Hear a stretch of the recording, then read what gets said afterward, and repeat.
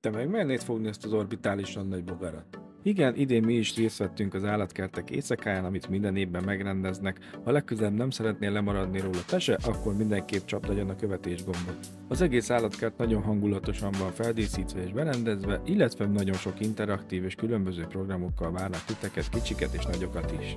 Bekukkantottunk a Denevér barlangba, és megnéztük a kis repülő szörnyetegeket is. Aztán elérkeztünk Mamus kedvenc kis állatkáihoz, a pókhukhoz, nézzétek meg az arcát, mennyire imádja őket. Aztán találkoztunk a kis elefántokkal, akik éjszaka éppen fürdőzni indultak. Természetesen a hűlőházat sagadtuk ki, úgyhogy rengeteg kígyót néztünk meg. Most megpróbált velük beszélgetni, de hát rájöttünk, hogy ő nem Harry Potter. Ez a zöld mamba egyébként gyönyörű volt, nagyon szép színe volt. Nagy szívfájdalmam, hogy sajnos már nincs vidám parkunk, de még ezeket a régi játékokat azért megtartották.